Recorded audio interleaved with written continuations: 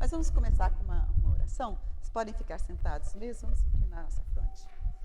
Querido Senhor, que bênção que o Senhor nos deu o privilégio de sermos famílias, de conhecermos o Senhor e de representarmos ao Senhor não só individualmente, mas de uma forma mais completa, representarmos a divindade através da família.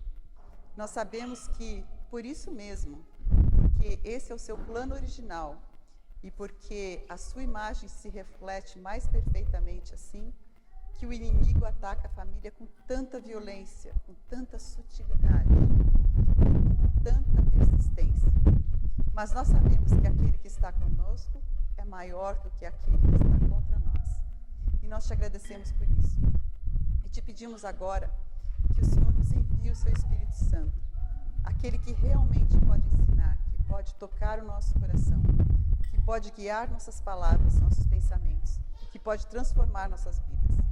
Por favor, Senhor, nós imploramos por aquilo que o Senhor tanto quer nos dar, por esse presente maravilhoso que Cristo nos prometeu. E é no nome dele que nós pedimos, em nome de Jesus. Amém. Gente, é um prazer estar com todos vocês. Tem alguns que já são amigos aqui, que já viramos amigos e meio família, né? Já fomos nos conhecendo, tivemos o privilégio de estarmos juntos, mas eu estou vendo muitos rostos novos aqui, muitas faces novas, né? Deixa eu só... Levantem a mão aqueles que chegaram ontem ou hoje, que estão vindo só para essa vez. Temos 2 rapazes aqui, temos um casal ali, temos mais um casal aqui, uma família ali. Perdi alguém? Não, né? Então, sejam muito bem-vindos, é um prazer tê-los aqui. Só estamos tristes que nós tivemos vocês desde o começo. Mas, assim, é como a família de Deus, né? Aqueles que vão se convertendo trazem uma alegria especial para a nossa família. Não que vocês estejam se convertendo, mas estão chegando aqui a nós hoje, se unindo a nós. E, por causa de vocês, eu mudei toda a linha de pensamento, né? Que eu tinha planejado, que era falar sobre a educação ideal de Deus logo no primeiro dia, para depois a gente decidir, né? Desenvolvendo mais e mais. Mas daí vocês iam chegar assim, sabe quando a gente pega o trem correndo? Então, para vocês não perderem o fio da meada, eu deixei para essa parte, essa conversa, né? Que é um pouco mais ampla, então não vai dar para a gente passar de uma forma como a gente gostaria, mas pelo menos colocar a semente, né? Imagino que todos vocês sejam interessados na questão de educação, segundo o plano divino, que é muito diferente, né, da educação que a maioria de nós mesmos recebemos. Porque o plano de Deus, os pensamentos dele são muito maiores do que os nossos pensamentos, como diz Isaías 53. E por causa disso, porque Deus fala melhor do que eu poderia falar, né? E porque nós devemos ouvir o que Deus fala e não como os homens representam a Deus, eu vou usar mais da palavra inspirada, tanto da Bíblia, especialmente do Espírito de Profecia, que especifica para nós esse tipo de educação. E eu só quero adiantar para vocês que, eu não sei se vocês pararam para pensar, mas as coisas de Deus, eu costumo dizer, as essências das coisas divinas, elas são muito baratas. Na verdade, na maioria das vezes, elas são de graça. Vocês já pensaram nisso? Com raras exceções. Porque Deus nos proveu para que não houvesse problemas se você é rico ou você é pobre. Você pode ter o essencial. Pensemos na comida, né? Nós podemos plantar a nossa própria comida. Que coisa maravilhosa, né? Que milagre. Eu acho assim um milagre a gente pensar da semente para se tornar uma árvore, para se tornar um fruto. Esse é um verdadeiro desenvolvimento harmônico, né? De todos os aspectos da planta. Mas não só isso, com relação à saúde. A gente pensa na questão de saúde também, né? Ontem alguém foi picado por uma abelha, assim, muito dolorosamente, né? E a preocupação de, nossa, alergia, asma, não sei se teve alguma asma essa noite, mas aí a gente estava pensando, né? Algum remédio específico para poder eliminar a alergia, mas Deus deixou uma coisa muito importante. Imagina o que a gente pode usar imediatamente quando tem um bicho venenoso ou uma picada venenosa.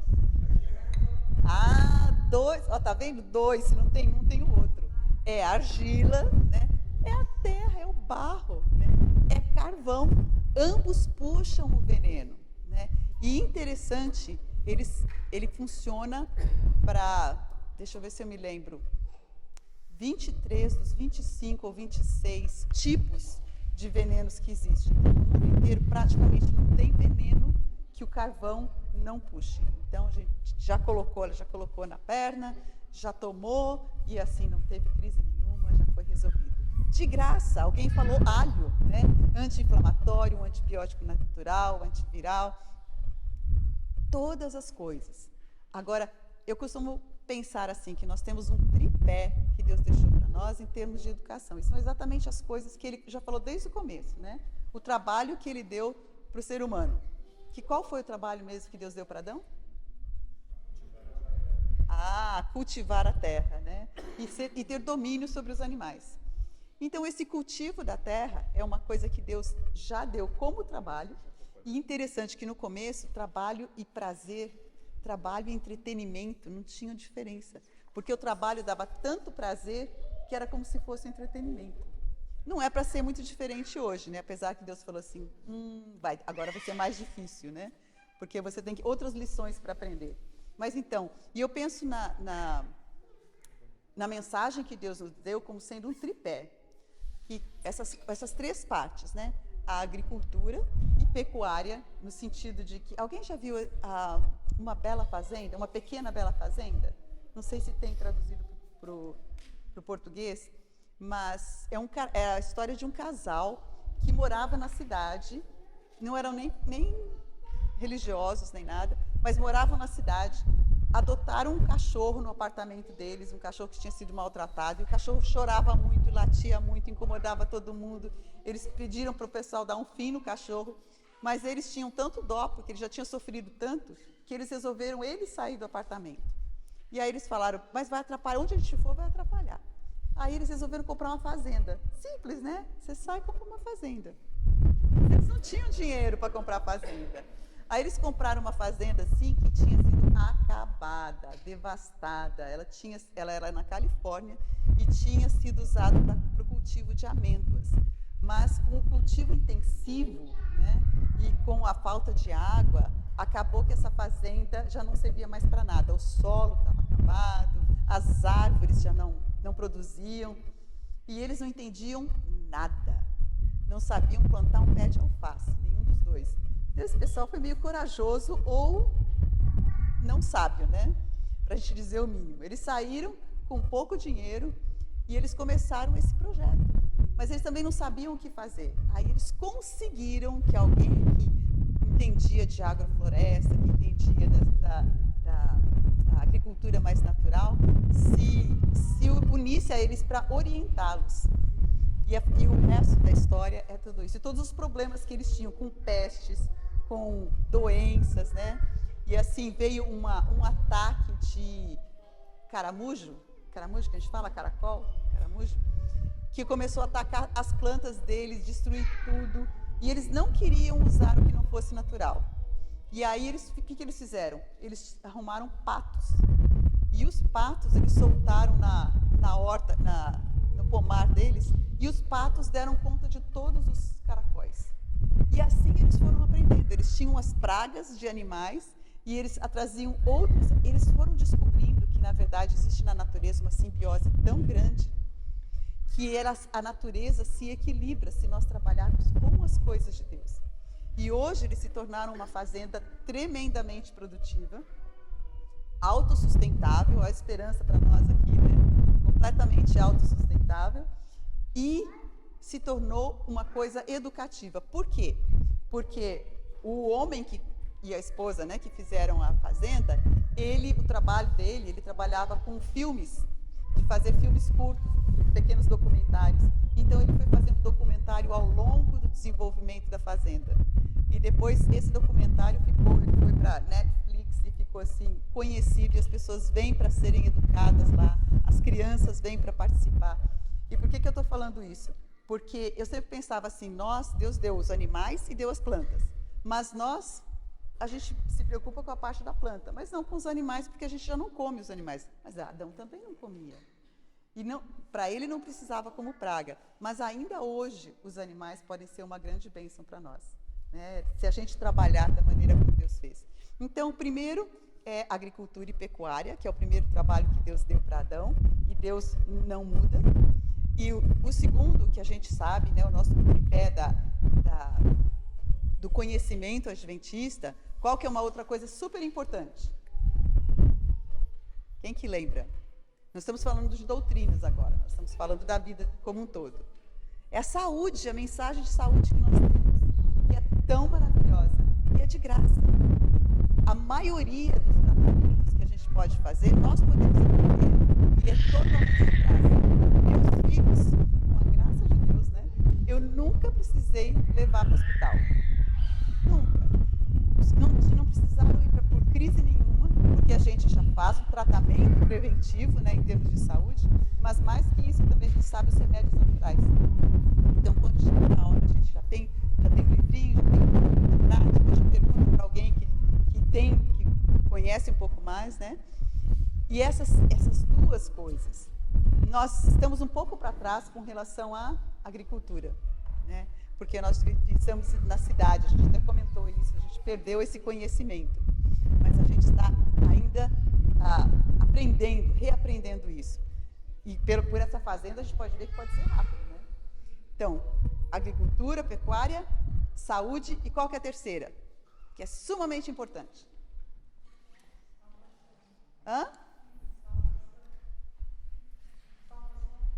Salvação. Esse daí é parte de... eu estou falando assim, mais de vida, né? Mas é salvação, a senhora tem toda a razão. Ou, podemos dizer uma outra palavra para isso, é redenção, né? Ou uma outra palavra para isso é o quê? Educação, exatamente. Porque Deus nos revela que educação e redenção são a mesma obra. Ou seja, a senhora acertou em cheio. Quando nós falamos de educação, nós estamos falando de uma educação que Deus nos deu gratuita, como Ele nos deu a produção de alimentos, como Ele nos deu o tratamento de saúde. Ou seja, o rico e o pobre podem usar da mesma forma. Que Deus maravilhoso que Ele é, né? Então eu queria ver com vocês um pouquinho, o Christian vai passar depois a história da educação dentro da igreja, né? E eu vou passar hoje a história da educação até chegarmos à educação institucionalizada da igreja, tá bom? E não percam a palestra dele, porque essa história é assim, de tocar o coração mesmo, né? E nos abre os olhos para que a gente possa entender melhor qual é o plano de Deus para nós hoje. Quantos aqui já leram o livro Educação? Deixa eu perguntar para vocês. Beleza. Temos alguns que fizeram isso. E quantos aqui já estudaram o livro Educação? Que é um pouquinho diferente. É verdade. Assim, é difícil, né? Eu tenho estudado o livro Educação já faz um tempinho. E cada vez que eu estudo, eu encontro joias preciosas, porque a gente vai cavando mais fundo. É que nem veio de ouro, veio de pedras preciosas. Quanto mais fundo você cava, no começo ele tem um pouquinho, mas depois você vai oferecendo mais e mais e mais. Então, quem se lembra da definição de educação? Não, tem que falar alto. A educação e a redenção são uma coisa só. Isso é exatamente verdade. Mas existe uma definição que começa logo no começo do livro, do primeiro capítulo do livro Educação, né? E que diz que a verdadeira educação significa muito mais do que a gente pensa hoje, que a gente pensa que é um curso de estudos, né? A gente pensa em educação, é a faculdade, é ir para a escola, é toda essa questão. Mas ele diz que a gente tinha visto que significa o ser todo por todo o tempo possível de vida. Ou seja, cada um de nós estamos no processo de educação. É por isso que, se nós não estamos crescendo em conhecimento e em utilidade, é porque nós estamos regredindo. Porque não existe plataformas, não existe platô no plano de Deus. A gente é para crescer continuamente em conhecimento, como Jesus fazia, né? Jesus crescia, como é que era? Exatamente, estatura, graça, conhecimento. Mas o que acontece? A gente para no crescimento de estatura, mas a gente é para continuar no crescimento da graça e do conhecimento, crescimento da graça e do conhecimento. E para que ela prepara? Essa educação prepara para quê? Exatamente. Olha, uma aluna que não esqueceu das aulas que ela teve. Prepara para o gozo do serviço. A gente pensa no serviço, né? Que nós temos uma missão, que Deus nos chamou para um serviço. Mas se a gente tem só o serviço, nós não aprendemos como deveríamos aprender. Tem que ter o gozo do serviço. E isso é difícil, né? Tanto para a gente como adultos, às vezes como as crianças, né? Mas eu não quero fazer. Eu quero fazer outra coisa. Mas nós temos que aprender, a educação nos prepara para o gozo do serviço, como Adão. E como muito... Sabe o que a senhora White fala? Ela diz o seguinte, que quando nós terminamos de realizar uma obra, seja aquela comida gostosa que o pessoal da cozinha faz e está tudo prontinho, né? Seja uma construção que as pessoas fazem, que bênção que nós estamos aqui nessa construção, recebendo essa brisa gostosa, né? Que não está pronta ainda, mas já é, e que vai ficar aqui como um testamento daqueles que planejaram e que fizeram. E o que acontece? Cada vez que a gente vê, que prazer, a senhora White diz assim, quando nós terminamos uma obra, quando a gente olha, a gente tem o mesmo prazer que Deus teve quando Ele terminou de criar o mundo. Vocês já pensaram isso? Que se nós colocarmos o nosso coração e fizermos com o coração e com todas as nossas forças, o nosso prazer é semelhante ao do próprio Deus quando olhou e falou assim, tudo era bom. É assim que nós somos para nos sentir. Mas olha só, então a alegria do serviço e é o quê? É o desenvolvimento. Quem que se lembra? O que educação é? Isso, é o desenvolvimento harmônico de todas as faculdades. E aí vem uma coisa importante, físicas, mentais e espirituais. Se uma delas ficar, pensa numa banqueta, né, ou um tripé, olha lá, tem esse tripé aqui com os 3 pés. Se um deles estiver mais curto do que o outro, se nós não tivermos um dele, o que vai acontecer? Vai cair, ou vai ficar inclinado. Se o terreno não for bom, aí até a capacidade de um ficar menor do que o outro ajuda. Mas no nosso caso é para ser um desenvolvimento harmônico. E o que acontece? Quando a gente... Qual é a parte que a gente está mais preocupado? Intelectual. Exatamente, a mental. E o que acontece? Nos é dito que se nós sobrecarregamos uma parte, nós trazemos um desequilíbrio. E esse desequilíbrio vai não só afetar as outras partes que não estão sendo desenvolvidas, mas de uma forma especial a parte que está sendo sobrecarregada. E existe uma outra coisa também. Esse desenvolvimento, ele é feito em etapas. Algumas vezes é mais acelerado uma parte do que outra. Qual que vocês acham que é mais acelerada no princípio da nossa vida? Qual é a parte? Física, exatamente. Primeiro é a parte física. Deus nos diz o seguinte, que essa é a base de toda a outra parte.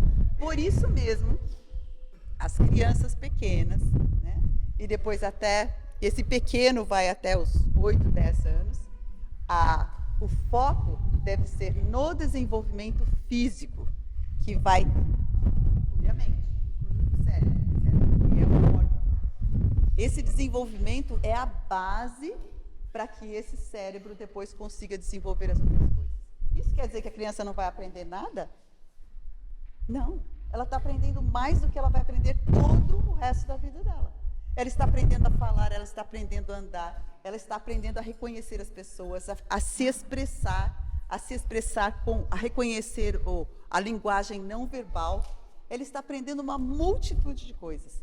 E de uma forma muito especial, ela está aprendendo as questões emocionais e as questões de certo e errado e de obediência, que são a base necessária, a questão de moralidade, para que elas possam escolher, discernir entre o certo e o errado e aprender a escolher o certo.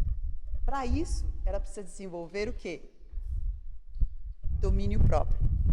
E domínio próprio, nós sabemos que é uma coisa muito difícil de desenvolver. Que eu imagino, se vocês forem um pouquinho parecidos comigo, a gente luta com isso cada dia. É a parte do eu quero com a parte do eu devo.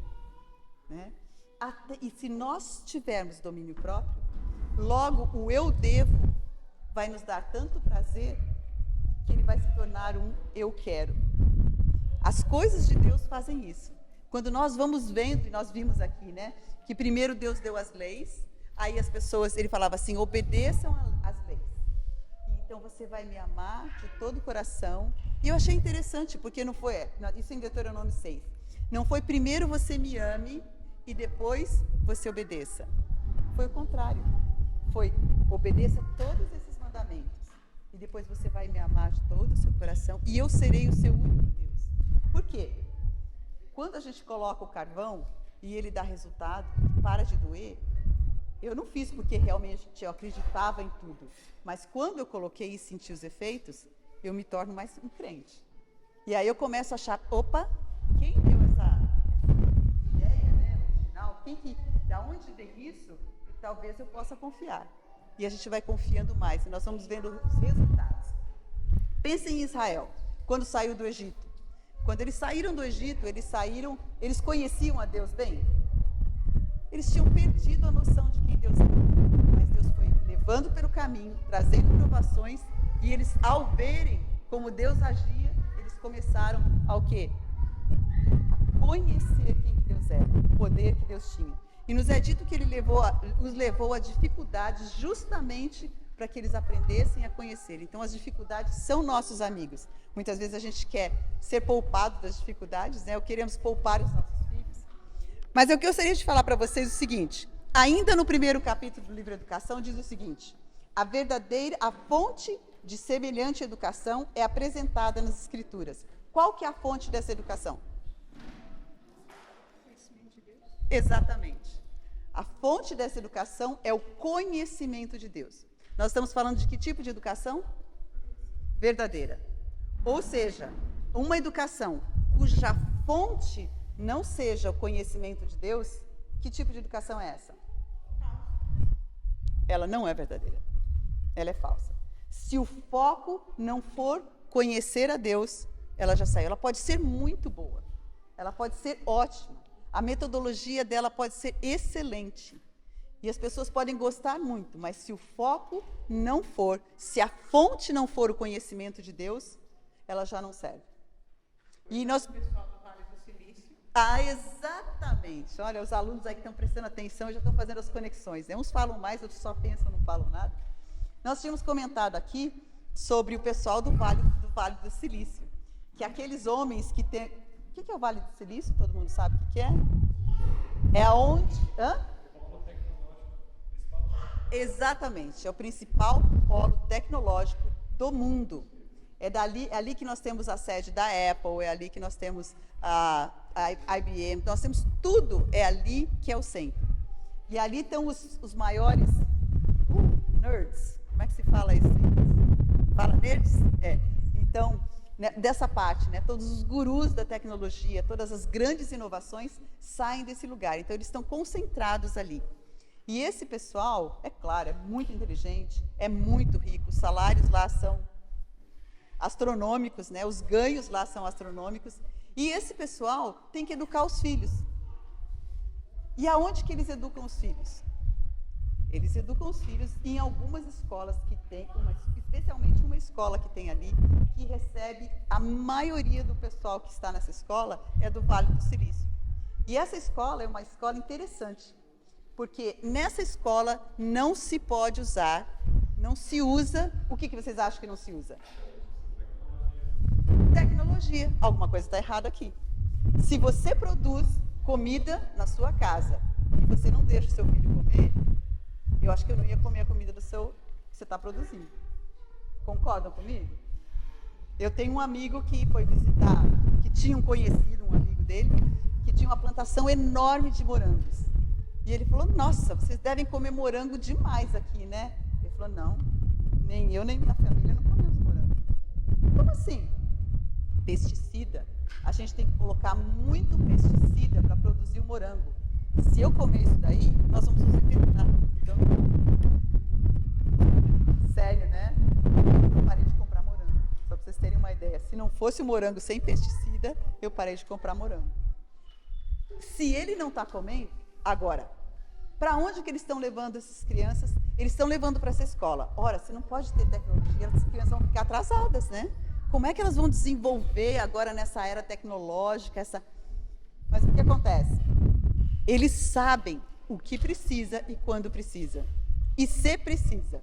Ou seja, essas crianças, quando elas vão para a escola, eu já tinha falado, estou recapitulando para o pessoal que não ouviu, né? Essas crianças vão para essas escolas e elas aprendem, as pequenas, que eles não pegam crianças muito pequenas, esse é um outro detalhe, só quando as crianças têm 6 anos, 5, 6 anos. Essas crianças, o que eles fazem durante o dia?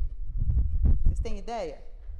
Elas preparam o almoço que elas vão comer, elas cortam, elas vão aprendendo a parte motora dela, né? A coordenação visomotora é feita cortando os vegetais, é feito, antes disso, plantando as verduras, as coisas que eles vão comer. Então, eles trabalham na horta, que nem as crianças foram na horta ontem, né? Estavam trabalhando, estavam vendo, depois foram comer algumas das coisas que eles viram e colheram na horta.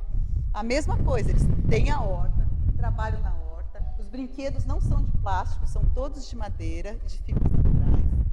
Elas fazem a comida, elas fazem o pão todos os dias, elas comem, eles trabalham com... E aos poucos, quando eles vão crescendo um pouco mais, eles aprendem a fazer tricô, meninos e meninas, tricô, crochê, todas as coisas práticas. E os livros deles, os livros didáticos, eles não têm, eles fazem. Eles vão aprendendo a desenhar, o professor vai desenhando, explicando, e aí eles fazem o próprio livro deles, explicando com as palavras deles, ou seja, não é decorado. Eles aprendem e aí eles colocam nas próprias palavras e eles fazem os próprios desenhos. E eles fazem isso até o ensino médio. Os livros didáticos deles são os livros que eles mesmos... Imagina o prazer, né? De você imagina se você jogar um livro desse fora. Porque ali tem a sua obra de arte e ali tem a sua criação e você vai vendo como que você foi aprendendo. E depois eles fazem, só que eles fazem outras coisas também que a gente não faria, né? Eles têm a parte artística bem desenvolvida, mas eles têm a parte de teatro e de todas essas outras coisas. E eles leem publicados também, mas publicados pela casa publicadora deles, vamos dizer assim. Então, se esse negócio é tão bom, primeira coisa que eu pensei, eu quero ter meu treinamento lá. Eu fui atrás dessa história. Falei, nossa, mas é tão bom. Talvez a metodologia é tão boa, né? Aí eu vi a origem. Qual que vocês acham que a origem é? É mística. Isso daí foi desenvolvido por um homem e ele, toda a parte de trás é uma filosofia mística, esotérica.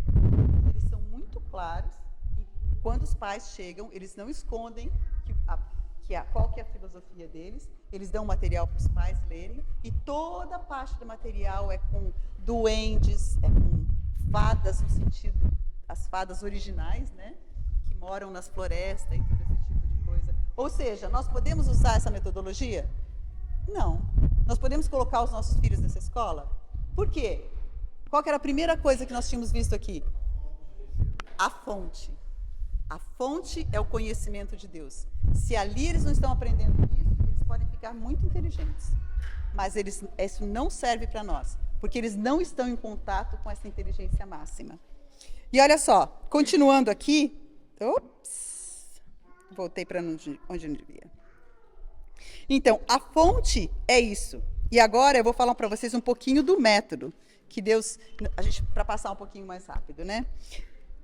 E diz o seguinte, que para todo lugar, para tudo que nós tentarmos conhecer, para tudo que nós estudarmos, se o nosso desejo, se nós estivermos buscando a verdade nessas coisas, seja na natureza, seja até na tecnologia, seja na saúde, qualquer área que nós estivermos buscando a verdade, nós somos colocados em comunhão com a mente divina, que é o originador de todas essas coisas.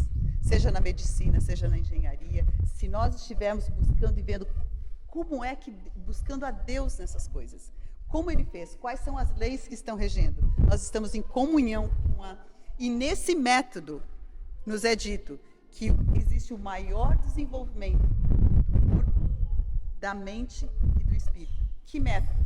Esse método de comunhão constante com Deus em tudo aquilo que você vai estudar. Buscando a verdade, buscando o conhecimento de Deus. E a base de tal educação, diz aqui também, é o amor. E aí eu gostaria de voltar um pouquinho, então, o amor. E o amor, ele é expressado, como é que Jesus falou a respeito do amor? São duas fases do amor que a gente tem, né? E quais são os aspectos do amor? Exatamente. Amor a Deus e ao próximo. Então a gente vê, é o fundamento da educação, é o fundamento do trono de Deus, que é a lei de Deus, né? Então o amor, a descrição dele um pouco mais avançada, né, é o quê? É a própria lei de Deus, cuja base é isso. E quando nós vemos essa questão, a questão do amor, então a gente vê o seguinte, qual que é o objetivo da educação? Ele prepara para quê? Para o gozo do serviço. A educação em si é o desenvolvimento harmônico de todas as nossas faculdades. A fonte dela é quem? É Deus. Então, se a nossa escola não estiver colocando como fonte primária a Deus, ela já não vai servir. Nós podemos, então, ir para uma escola... Podemos ir para uma escola desse tipo que eu dava? Não, nós não podemos. Porque nós estamos expondo os nossos filhos ao quê?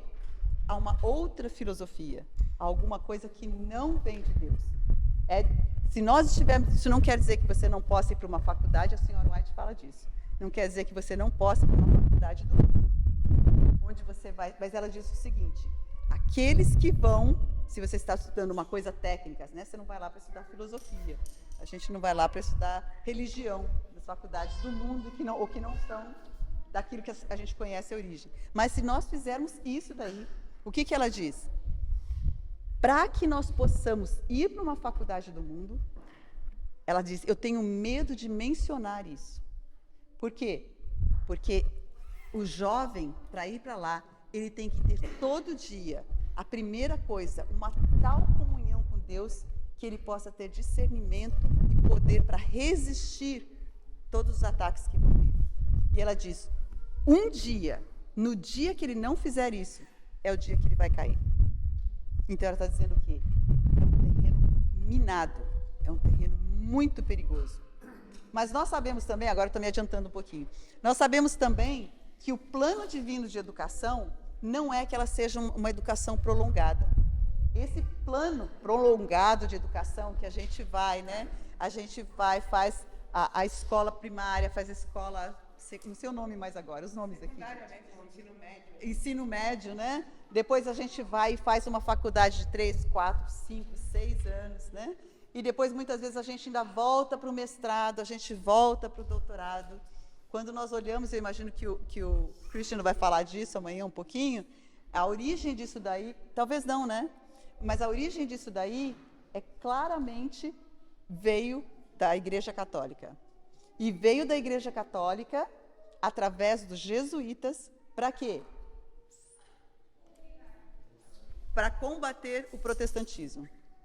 Que o protestantismo, o cerne dos estudos deles e das escolas deles, e foi assim que ele foi disseminado, era o quê?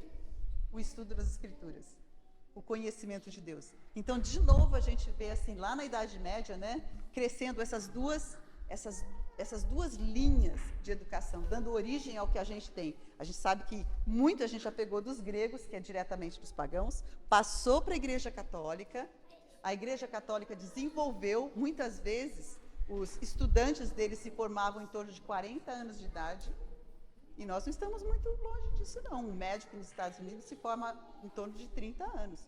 Quando ele termina a especialização, ele tem 30 anos. E tem que continuar estudando, né? Mas por que você precisava de tudo isso? Para que o controle e que os jovens ficassem mais tempo dentro da escola e menos tempo no campo de serviço. E ficando dentro da escola e tendo essa lavagem cerebral que eles tinham durante todo o tempo, uma educação muito mais intelectual e não prática, que na verdade Deus fala é para o gozo do serviço. Quando eles saíam dali, mais da metade da vida deles já tinha sido desperdiçada. Eles não podiam servir. E qual é a educação que Deus coloca para nós hoje como adventistas? Que é o contrário disso daí. É uma educação rápida, que ela fala. Os jovens devem serem preparados da forma mais rápida e prática possível. Prática em quê?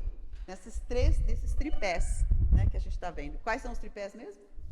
Quais são os pés dos tripés? É o quê? A agricultura. Saúde e educação. Muito bem. Saúde e educação. A gente tem uma outra trindade, né? A trindade que é o físico, o mental e o espiritual. E temos a trindade no sentido de educação, agricultura e saúde. Então, qualquer lugar que eles fossem. Agora, tem outras partes mais específicas? É pecado se eu for ser contadora? Minha filha trabalha com contabilidade. De jeito nenhum, são partes que nós precisamos. Temos as partes burocráticas. A mídia, é pecado que nós tenhamos conhecimento da mídia e aprendamos a trabalhar com a mídia? Não, nós precisamos aprender a usar. O que Deus permite que seja desenvolvido, em grande parte, Ele permite algumas coisas que Satanás acaba usando grandemente, mas o plano de Deus, Ele permite isso porque isso também pode dar um impulso para a sua obra. Mas ele não é a parte principal. Essas coisas podem ser usadas se elas forem o quê? Se elas estiverem subordinadas com primeiro termos o conhecimento de Deus, temos um físico muito bom, e esse conhecimento sendo preparado desde a infância, desde o lar, vai preparar os jovens de uma forma muito mais rápida. 2, 3 anos, talvez numa escola missionária ou num curso técnico, pode preparar, ela diz, a maioria. E aí ela diz o quê? Ela diz, uns poucos poderiam continuar e fazer. Então, são aqueles que vão continuar, ter um pouco mais da parte técnica, né? E eles podem voltar como professores, ou eles podem voltar e fazer a parte que precisa ser feita. Muitas vezes nós precisamos de médicos nas nossas instituições. Precisamos. Existe uma parte da saúde que precisa da parte mais técnica do médico. A gente pode fazer uma grande parte, 90% ela diz, mas aqueles 10%, você teve um acidente, você teve um trauma, você tem uma doença mais grave, né? É necessário, um engenheiro, a maior parte, isso daí eu vou ter que contar para vocês.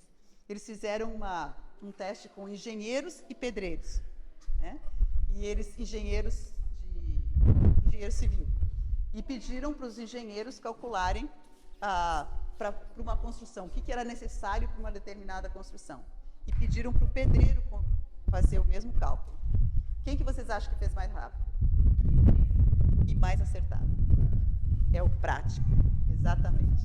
Nós estamos tão acostumados com a questão, se nós não temos o título, nós não podemos fazer as coisas, que nós esquecemos que os títulos, muitas vezes a gente passa, não sei vocês, mas a gente passa mais tempo na faculdade aprendendo o que a gente nunca vai usar do que realmente usando. Meu filho fez engenharia. E ele passou 3 anos. E ele dizia, mamãe, eu não peguei nada. Eu não sei ainda o que é ser um engenheiro na parte prática. Engenheiro mecânico.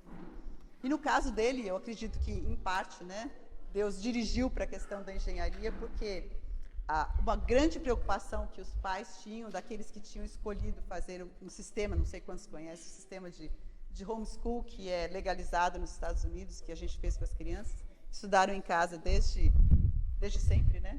Até o fim do ensino médio. E aí as pessoas falavam assim, mas e aí como é que faz? Como é que acontece esse estudo assim? Como é que faz para ir para a faculdade? E a gente dizia, é possível, tem maneiras de se fazer isso. E aí, mas todo mundo estava de olho nos meus filhos, né? Porque isso era muito tempo atrás. Hoje ele tem 29 anos. Então, todo mundo estava de olho nele. E Deus, eu acho que dirigiu nessa questão, embora ele gostasse também muito de agricultura, ele fez estágio em fazendas, mas Deus dirigiu para que outras pessoas vissem que você não fica impedido, que o seu desenvolvimento intelectual não é menor e que a capacidade de aprender não é menor. A parte social também não tem problema. Muito pelo contrário, a gente podia ver estudos a respeito disso. Mas é esse o plano divino? O plano divino de Deus é mais simples, tanto na questão familiar quanto na questão institucionalizada. E deixa eu ver quanto tempo que eu tenho, ou se já acabou meu tempo. Acabou? É até quando? Me dá uma dica aí.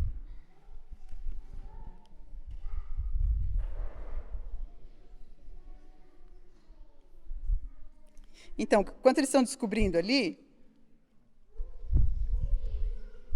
eu só quero ler para vocês aqui um resumo desse plano, esse plano educacional de Deus. No plano divino de educação, quando a gente lê no primeiro capítulo, ele explica que o plano divino de educação, a família, era baseada na família. E a família morando aonde? No campo, junto à natureza, né? E quem que era o professor? Era o próprio Deus. No caso da família, no Éden, era o próprio Deus. Mas depois do pecado, diz o seguinte: no plano divino de educação, adaptado às condições do homem após a queda. Muito bem, isso era no Éden. Agora, após a queda, como é que fica? Cristo ocupa o lugar de representante do Pai. Não tem mais face a face com o próprio Deus. Agora, como elo conectivo entre Deus e o homem, ele é o grande ensinador da humanidade e ele ordenou que os homens e mulheres fossem seus representantes. A família era a escola e os pais, os professores. Então, isso era no plano original, era o próprio Deus. Agora já não dá mais. O Cristo virou intercessor. Mas quem que virou os professores? Os pais. Mudou o tipo de escola? Não, a escola ainda era a família. Esse era o plano para quando? Depois da queda.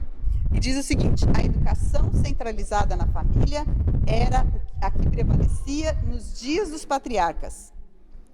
Deus provia as escolas assim estabelecidas. Que escolas? No tempo dos patriarcas, que escola que ela está falando? Vou ler de novo do começo. A escola centralizada na família era a que prevalecia no tempo dos patriarcas. Então, as escolas assim estabelecidas, Deus provia as mais favoráveis condições para o desenvolvimento do caráter. Quando Deus pegou Abraão, e Abraão tinha que preparar o filho para ser o pai de um povo, para que escola que ele mandou esse filho? Para a escola do lar, para a escola da família. Esse foi o preparo de quem? Isaac, de Jacó, de José e de todos os irmãos deles. Agora, olha só que interessante. O povo que estava sob a sua direção, a direção de Deus, ainda prosseguia com o plano de vida que ele havia designado no princípio. Vamos fazer essas duas separações. O plano que aqueles que seguiam a sua direção prosseguia com o plano que havia sido designado desde o princípio. Os que se afastavam, como é que eles viviam agora? Os que se afastavam de Deus construíam para si o quê? Cidades. E congregando-se nelas, gloriavam-se no esplendor, no luxo e no vício, que fazem das cidades de hoje o orgulho e a maldição do mundo. Estamos vendo dois aspectos aqui. Quais são as condições mais favoráveis e o lugar do povo de Deus e o lugar daqueles que se afastam de Deus. Mas os homens que se ativeram aos divinos princípios de vida moravam entre os campos e colinas. Eram cuidadores do solo e o quê? Guardas de rebanhos. E nessa vida livre, independente, com suas oportunidades para, olha só para quê? Para o trabalho, para estudo e meditação. A gente pode parar um pouquinho nisso aqui. Aprendiam acerca de Deus e ensinavam os filhos a respeito de suas obras e caminhos. Tal foi o método de educação que Deus desejava estabelecer em Israel. Então agora nós temos, no princípio como era, depois no tempo dos patriarcas, como que era, isso incluía Noé, né? Isso incluía todos os que vieram antes. A gente vê Enoque saindo do campo e indo para fazer trabalho missionário, né? Ele estava separado, mas ele voltava para fazer esse trabalho. Esse era o plano de Deus para Israel, que era o povo escolhido para levar a mensagem ao mundo. Nós somos o que hoje? O Israel espiritual. Será que o plano é muito diferente? Vamos ver aqui na educação de Israel. E diz o seguinte: no plano divino de educação de Israel aqui. Esse era o plano. E a gente já tinha até discutido aqui, né, que eles eram escravos. E ainda assim Deus desejava cumprir o seu plano com eles. Agora, o que aconteceu? Todas as vezes, quantas? Todas as vezes que em Israel foi posto em prática o plano divino de educação, seus resultados testificaram de seu autor. Era uma educação divina, fora desse mundo, maior do que tudo isso. Mas, em muitíssimos lares, estamos falando agora de Israel. Será que é espiritual? Será que era... Está falando aqui do original, mas a gente pode aplicar para o original. Mas em muitíssimos lares, o ensino designado pelo céu, bem como os caracteres por ele desenvolvidos, eram igualmente raros. Não estavam praticando a educação divina. Não estavam praticando a educação verdadeira. E, consequentemente, os caracteres dos que cresciam nesse tipo de educação eram o quê? Não eram do jeito que Deus tinha feito. Eram raros.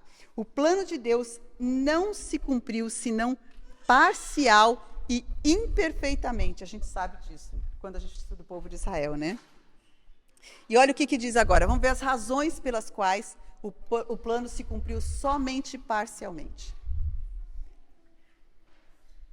Pela incredulidade e desconsideração às orientações do Senhor. O que é, então? Duas coisas. Primeira, incredulidade. Eu acho que isso não vai dar certo. Deus falou que é assim, mas é muito difícil. Ou então, eu sei que isso é o melhor, mas agora não vai dar. É desconsideração. Ou incredulidade, eu nem estudo, eu nem conheço o plano de Deus. Ou é desconsideração. Eu conheço, mas eu deixo para lá. Por incredulidade e por desconsiderações das orientações do Senhor, os israelitas cercaram-se de tentações que poucos tinham poder para resistir. Eles se colocaram numa situação cercados de tentação que poucos deles, imaginem seus filhos, tinham poder para resistir. Estabelecendo-se em Canaã, não destruíram os povos, como o Senhor lhes dissera. Antes, se misturaram com as nações e aprenderam as suas obras. A gente foi aculturado. Sabe o que é? Como é que eles fizeram isso? Lembra, assim que eles estavam para entrar em Israel, como é que foi a maneira como Balaão ajudou que eles caíssem? Foi o convite para participar do entretenimento deles. O convite para participar das festas, né?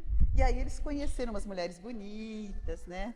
Umas roupas interessantes, elas bem, assim, diferentes da que eles estavam acostumados, né? E umas mulheres mais feministas, mais sensuais, mais... E assim como no começo, que os filhos de Deus viram as filhas dos homens e se interessaram por elas, ali também. E assim eles começaram a se misturar com a cultura. Mas todo mundo faz. É assim. Como é que eu não vou fazer educação desse jeito? O entretenimento, mas todas as crianças usam isso. Todas as crianças assistem, todas as crianças têm. Como é que eu não vou dar para os meus filhos? Eles vão virar um ET. Né? Tinha umas mães que estavam conversando ontem e falaram assim, nossa, a gente vai virando um ET. É ET mesmo. Mas para não ser ET, a gente tem que se misturar com eles, né? E diz o seguinte, eles não destruíram, antes se misturaram com as nações e aprenderam as suas obras, e serviram os seus ídolos, e vieram a ser-lhes o quê? Um laço. Pais e mães em Israel tornaram-se indiferentes às obrigações para com Deus. E eu vou terminar com esse pensamento. Pais e mães em Israel tornaram-se indiferentes às obrigações para com Deus. Nós lemos um pouquinho das nossas obrigações, mesmo antes dos nossos filhos nascerem, de sermos saudáveis, de termos o controle de nós mesmos, de termos um espírito manso, de sermos pacientes. E com isso nós damos aos nossos filhos um legado. O nosso esforço vai ser recompensado, literalmente, 10 vezes no caráter dos nossos filhos. E quando nós somos desconsiderados das orientações divinas, o que acontece? A gente viu, nós entregamos para eles um legado que se torna quase impossível de que eles se tornem vencedores. Então, essas desconsiderações, pais e mães em Israel tornaram-se indiferentes às obrigações para com Deus. Indiferentes a uma coisa a mais. Indiferentes às obrigações para com os filhos. A nossa sociedade faz com que nós, pais e mães, entendamos a nossa obrigação tão grande para com os nossos filhos? Ou será que ela negligencia e nos ajuda a terceirizar os nossos filhos? Desde pequenininhos, né? A gente terceiriza.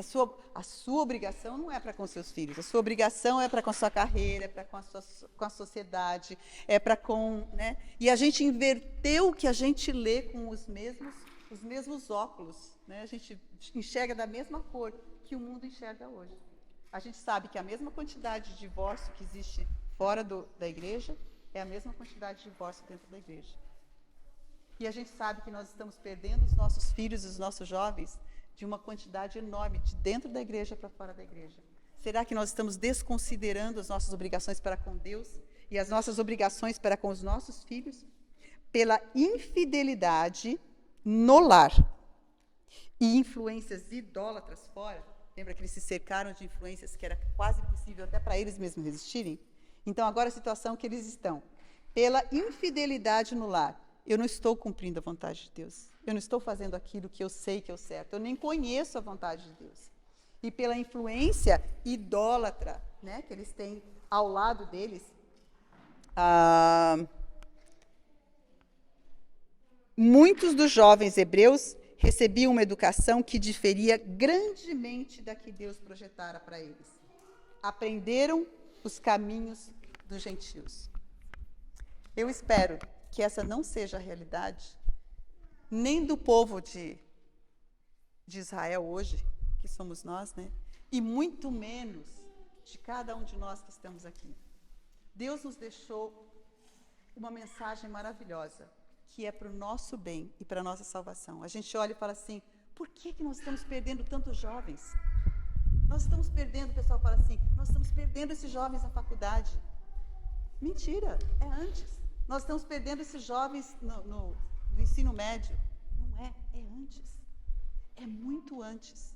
O nosso trabalho tem que ser feito, ele é continuado, mas o caráter, a gente é desenvolvido muito mais cedo do que isso.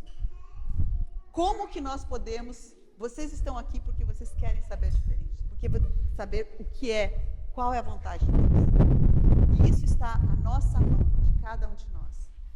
Que Deus nos ajude, a cada um de nós, a não sermos indiferentes às nossas obrigações para com Deus. A não sermos indiferentes às obrigações para com Deus. E Deus resolveu esse problema de que maneira? Ele estabeleceu a escola dos profetas. Essas escolas dos profetas não eram para as crianças, eram para jovens. Não eram para jovens rebeldes e que estavam com problema. Eram para jovens que eram piedosos, estudiosos e virtuosos. E eles aprendiam, quando eles iam para essas escolas, eles aprendiam da palavra de Deus, eles aprendiam a orar pela prática da oração, eles aprendiam agricultura, eles aprendiam história da igreja, né, como Deus tinha guiado o povo até ali, eles aprendiam música e poesia. Será que é importante? Será que a música é importante na formação? Aprendiam música e aprendiam uma profissão prática. Qual é a profissão prática? É de mecânico, é de pedreiro, é de mídia. Eles aprendiam uma profissão com que eles pudessem ganhar dinheiro para sobreviver. Esse foi o plano. E sabe o que diz? Que esses jovens ensinavam os pais em Israel. Eles ensinavam aqueles que tinham perdido o conhecimento de Deus. E foi por causa deles, o Espírito de Profecia diz, que aconteceu a prosperidade, a base da prosperidade dos reinos de Davi e de Salomão foi em consequência da escola dos profetas. Quando eu vejo isso, eu penso, Deus está preparando um povo especial. Deus está preparando os meios para que a gente olhe e veja qual é o plano original de Deus e como ele pode ser aplicado à nossa realidade hoje, aonde nós estamos vivendo. Você não está no lugar ideal, eu não estou no lugar ideal. Não se desespere. A gente pode falar, mas eu estou morando onde eu não deveria. Eu estou. Peça a Deus e Ele vai conduzir passo a passo. A gente não precisa se precipitar, mas a gente não pode se acomodar. Não precisamos nos precipitar, mas não vamos nos acomodar. E existe hoje, né, um grande movimento do inimigo para tomar os nossos filhos. Isso nós vamos falar hoje à tarde. Que ele, se você olhar de perto, ele é exatamente o contrário da educação verdadeira, que desenvolve indivíduos que tenham a capacidade de pensar claramente e agir. E tem alguma coisa que Satanás está envolvendo o mundo inteiro para eliminar essa nossa capacidade. Então, eu espero que vocês possam estar conosco hoje à tarde e que cada um de nós possa se tornar um estudioso dos planos de Deus, porque nós vamos então ser os receptores das bênçãos divinas. Vamos fazer uma oração?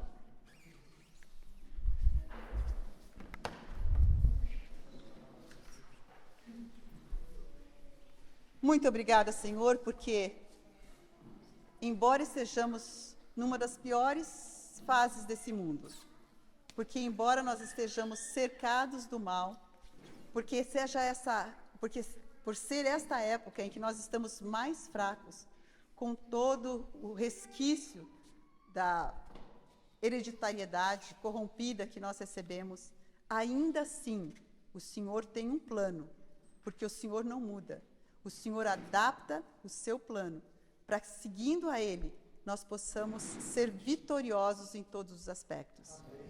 Senhor, nós te agradecemos porque o Senhor nos chamou e nós estamos aqui. Nós sabemos que foi um chamado seu. Que o Senhor possa falar a cada coração e ensinar a cada um em suas circunstâncias. E que cada um de nós possamos ser atentos à sua voz, possamos viver de acordo com a sua vontade. E que possamos, através da nossa família e da nossa luz, sermos mais poderosos para o bem do que todos os sermões que se possam pregar. Que a nossa vida e a vida da nossa família seja essa pregação. Nós te pedimos em nome de Jesus. Amém.